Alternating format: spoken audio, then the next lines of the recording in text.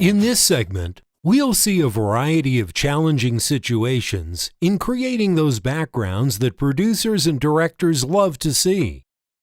We'll see how Nino handles those and the special props and equipment he's been using to tackle every situation he faces, no matter how challenging it might be.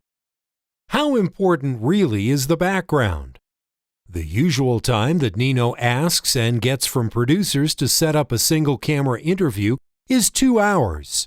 More if it's a multiple camera interview. It only takes him 30 minutes or less to light the subject. The rest of the time is spent on the background.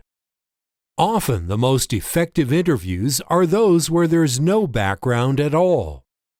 But editorially, we need good backgrounds for our interviews.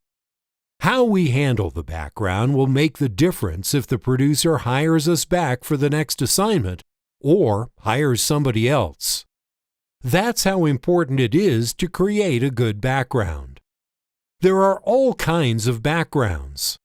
The black limbo background, the plain white background, beautiful home backgrounds, abstract backgrounds, the unrecognizable backgrounds, backgrounds that tell a story, the dramatic background. And there's the nightmare background when there's absolutely nothing there to work with and the producers expect us to work miracles. That's why we get the big bucks. Regardless of how hard we work to light the subject, it will be all wasted if we don't create a good background to go along with our interview.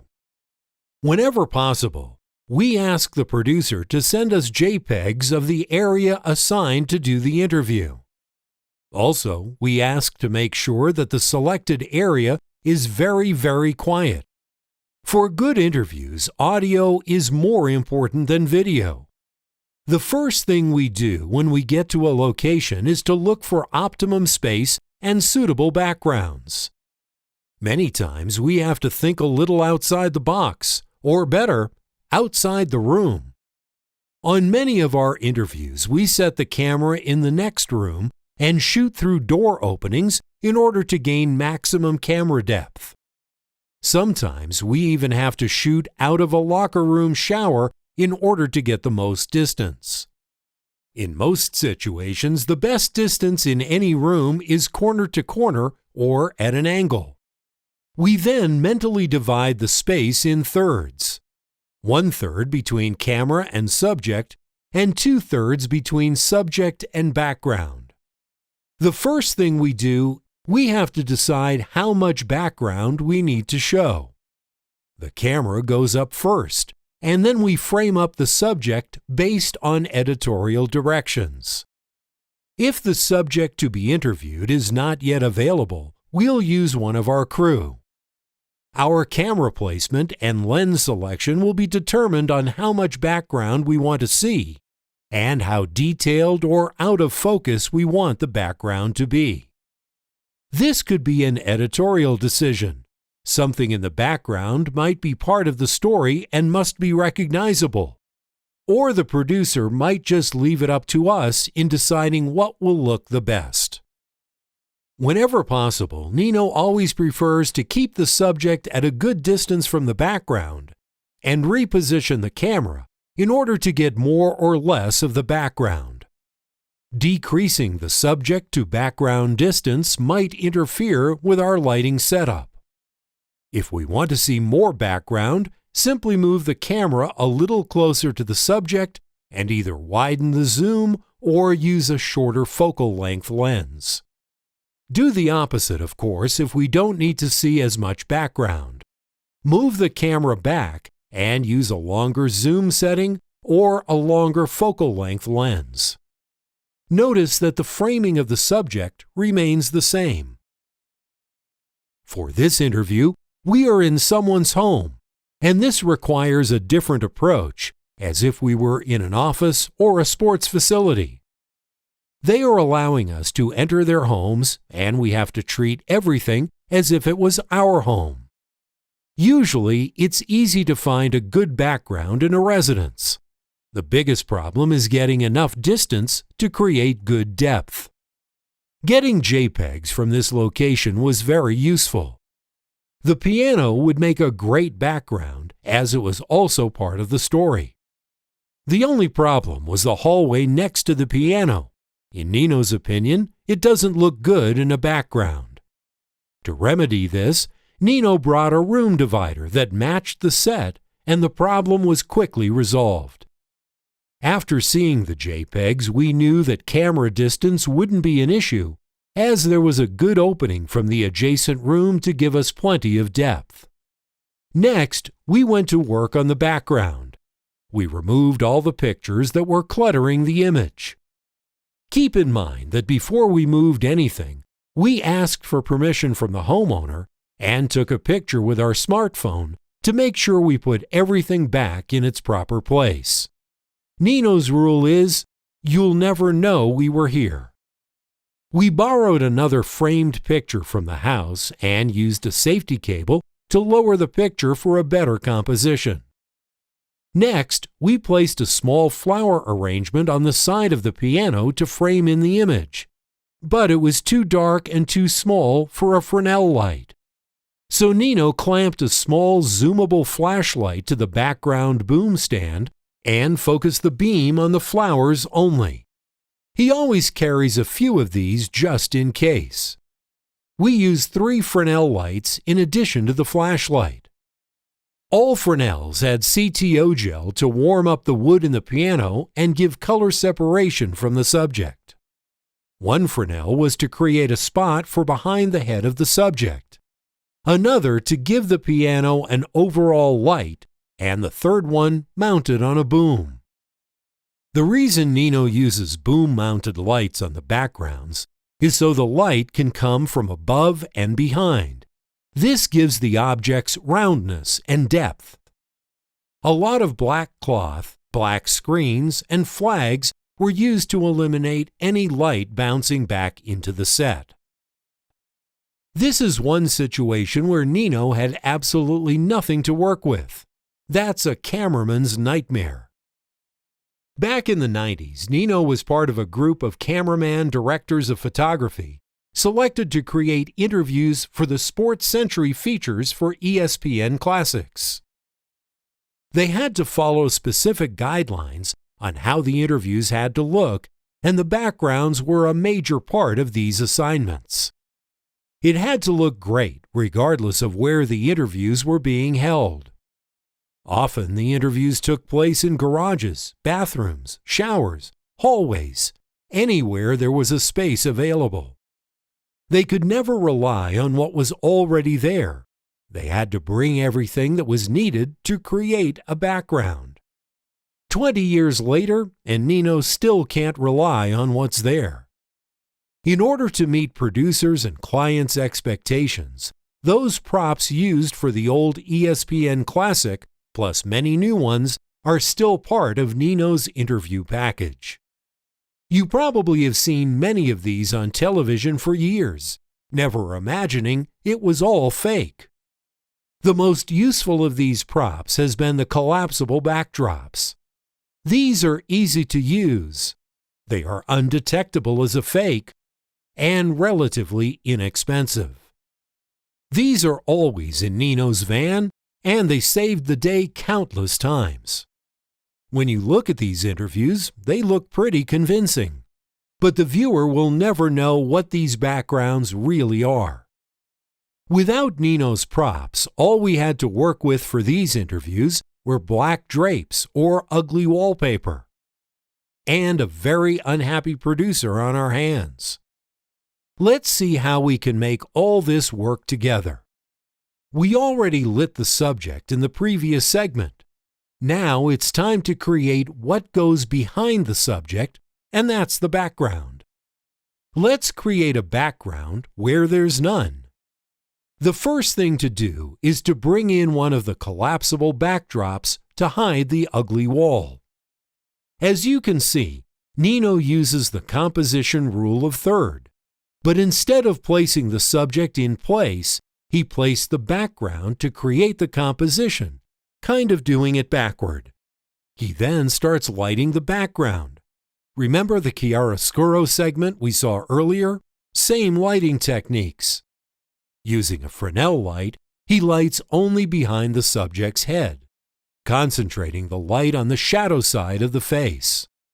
The same thing we've seen in the chiaroscuro section. This probably would be good enough for many interviews, but the producer wants more. Next, he brings in an atrium table. This is also one of the many of Nino's old props. The legs come off, and it packs nice and compact.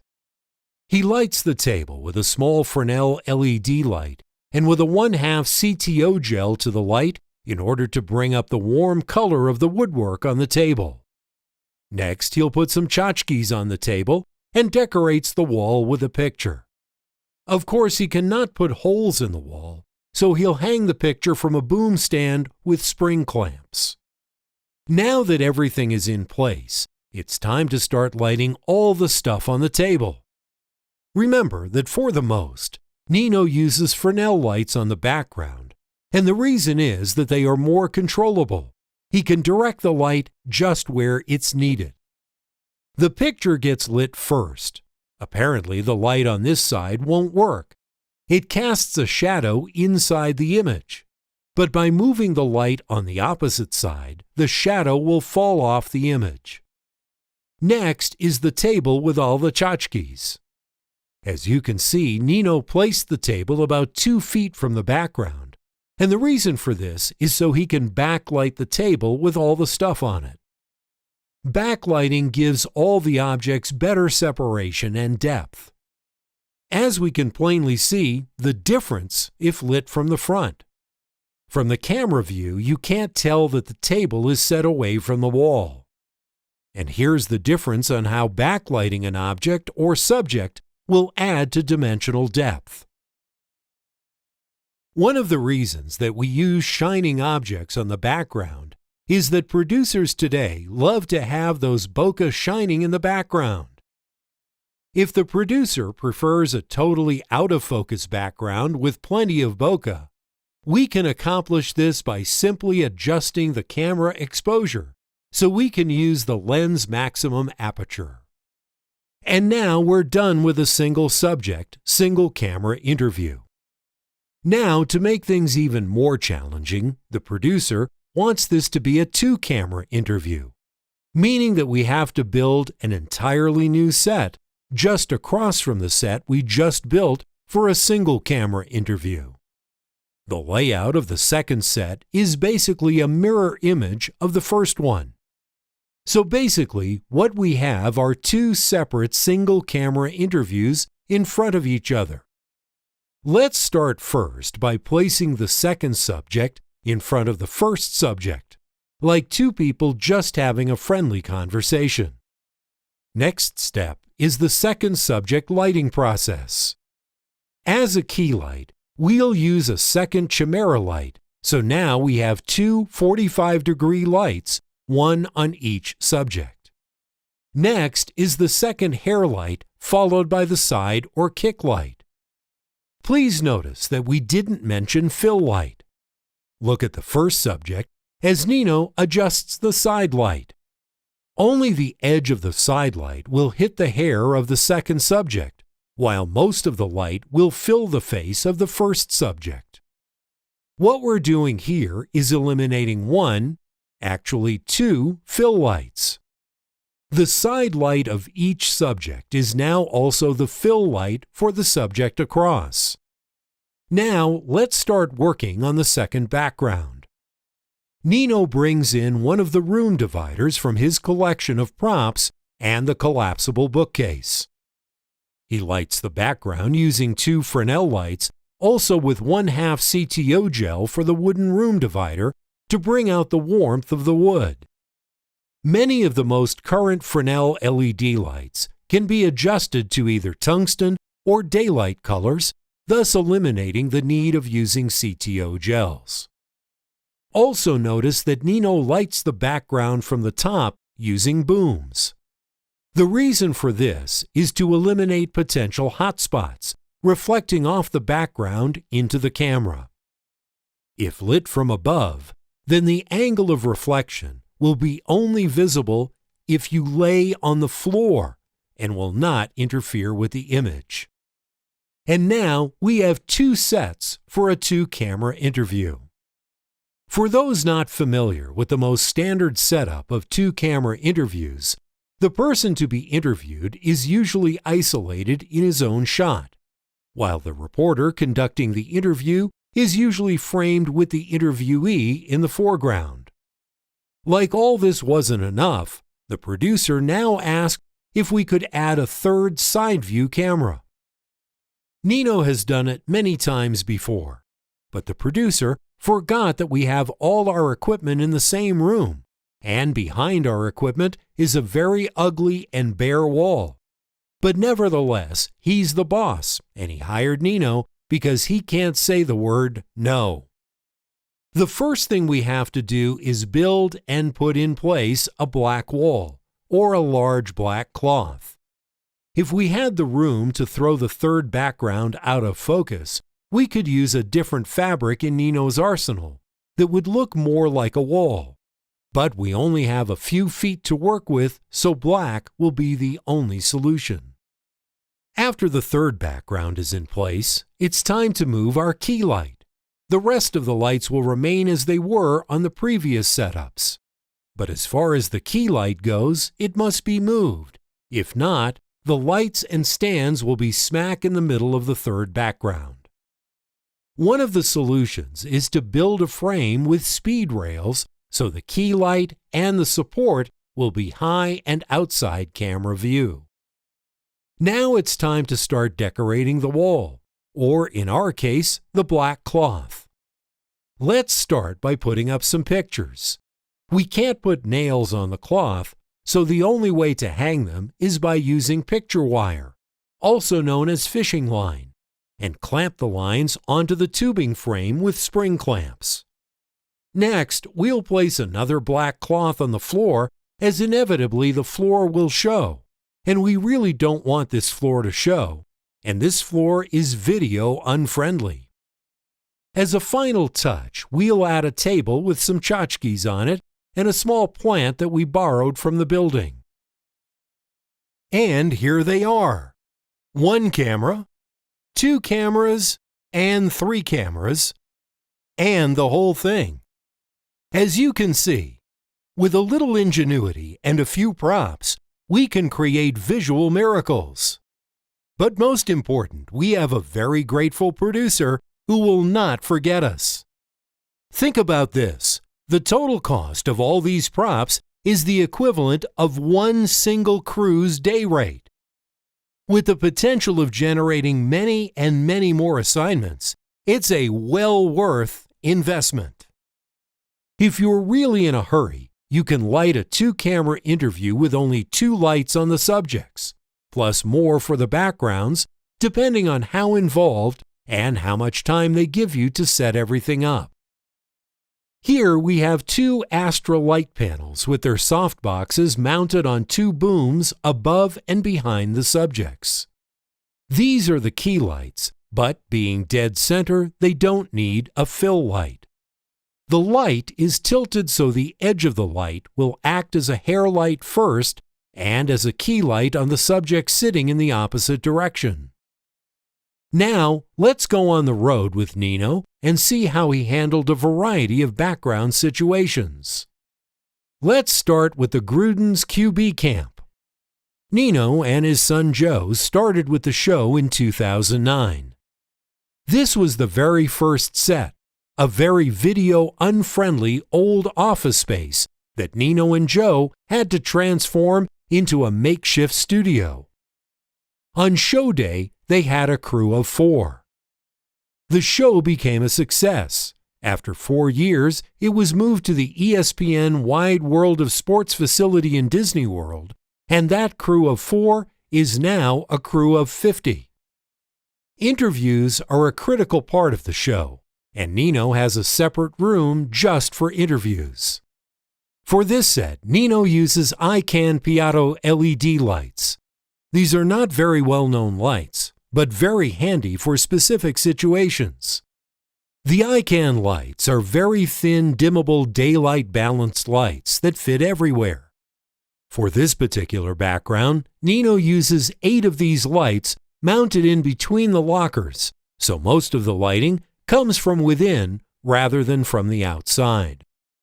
This set was created so we could have 3 different camera angles, straight on, left, and right. Our next background is for one of our regular shoots we do during the college football season. For this set, we want the background to tell a story, but not overpowering the subject. We have one Fresnel on the background. We borrow an old trophy as a prop and light it with 2 Fresnels, one from the side and one from the back. We really don't need to see the actual trophy, but we're looking to create those glaring circles called bokeh that clients love so much these days. Once the background is done, we fine-tune the lights and we're ready to go. The next setup was a little more challenging. Fortunately, we had a full day to build the set. This is the annual Under Armour All-American Football event, where the top high school seniors in the country gather for a week of top football activities before they head to their selected universities to play college football. For subject lights, we use 2 of Nino's diffusers as key and fill, and 2 large LEDs as their side lights. But the challenges here weren't the subject's lights. The producers wanted this look created with heavy-duty construction metal screens.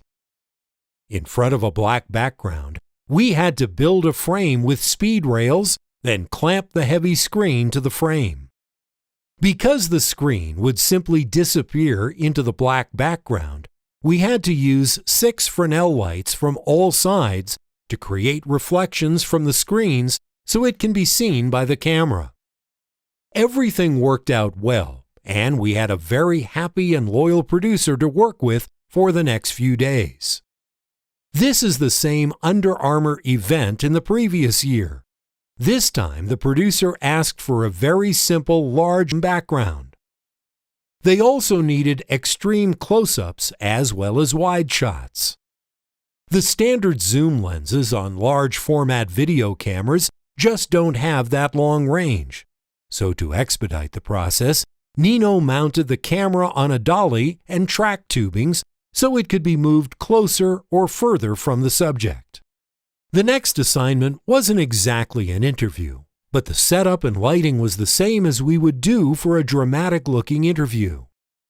The only challenge here was that we had to do this in conjunction with a large green screen shoot and get those football players in and out ASAP. We placed the camera, so all we had to do was pan it 90 degrees from one set to the other with no time wasted. The background was total black. We used a chimera on a Fresnel with fabric grid and flexible barn doors as a key set at 90 degrees. A 4x4 white reflector was placed on the opposite side of the key, not as a fill, but just to give us some details in the shadow areas. To make the shot more dramatic, we mounted an LED Fresnel high on a boom for a side backlight. The next set of interviews is for the WWE about wrestling legends. Starting with Bruno Sammartino, here you can see the wide use of Nino's collection of backgrounds. Lighting were all Kineflow fluorescent with many Fresnels for the backgrounds. With Bruno, of course, we didn't use any hair light, but only a side light on the back. Next, we had Ted DiBiase, the $1 Million Man, and we had to show his diamond-studded belt. For this, we used 2 of Nino's backgrounds. You can see how realistic the backgrounds are in the image. The next interview was in front of a black background. We used a 1000 watts RE light converted to LED with a yellow gel to give a light behind the subject. For the next interview, we used an ETC Source 4 to project a pattern on the background. We stacked some drinking glasses so we can have those nice bokeh reflections. Also notice how the harsh pattern projected on the background by the ETC Source 4 light, how nice and soft and pleasant the pattern becomes when using a larger f-stop and a longer lens. Next, we have a very unusual interview, or more like someone reading from a teleprompter. Here we have a black background with colors and patterns thrown by several LED Fresnel lights. We also have a Fresnel as a side light to intentionally give a harsh edge light. Subject lights are a Kineflow 4-footer as a key, a barfly as a fill, and an Astra light panel with a softbox as a hair light. We also had 2 Fresnels with diffusion for the hat rack. Our next interview is a very unusual situation. We're in a sunken lobby. Normally, with so many windows around us, we would work to use as much natural light as we can. But in this case, the natural light was 6 feet above the floor and doing absolutely nothing to our subject but throwing a lot of unneeded natural light on the background. First thing we had to do is to soften and reduce the natural window light that was hitting the background. We accomplished this by placing a large collapsible diffuser against the main window. But it was still too much light for the subject, so we blocked the incoming light with a collapsible black screen. For the key, we used a 400-watt HMI light through a large collapsible 2-stops diffuser. For hair and side light, we had 2 bare 1x1 foot light panels. We completed the setup by projecting a Fresnel on the background to create a halo on the subject. Next is an interview with former University of Florida basketball coach Billy Donovan. For the subject light, we used the standard 4 lights Kineflow fluorescent. We also used 4 Fresnels for the background. 1 Fresnel on the Gator sign, the other to create a lighter spot behind the coach's head, and 2 Fresnels on the basketball rack. The rack was placed at about 10 feet from the back wall. 1 light was set high above and behind, and 1 on the side to give the ball a nice roundness and depth from the background. This is an interview with college coach legend Lou Holtz. Always an education just listening to this man. This interview was about golf. Rather a simple but effective setup. We placed 2 pictures in the background, one on a chair and another on the floor sitting on a case. We used one of Nino's diffusers as a key light and a light panel softbox for fill. A small LED ICANN Piatto was used for hair light and no side light, as Coach Holt's light color hair was enough to give us separation. We placed a black collapsible screen against the wall for reducing light bouncing off the white wall, otherwise known as negative fill. Also notice this was a conference room with a large unmovable table smack in the center. The stand for the key light is actually on the table. We placed a black cloth under the stand in order not to damage the table surface. This is a 3-camera interview with an attorney for a sports feature. The DSLR 3rd camera was provided by the producer. Both main cameras were shooting from the adjacent rooms to gain depth. Also notice the black gaffer tape on the bookcase. The white wood was very distracting and overpowering. This concludes the background segment of this program. On the next segment, Nino will demonstrate in detail the grips and rigging that you've seen throughout this program, as well as other larger location setups.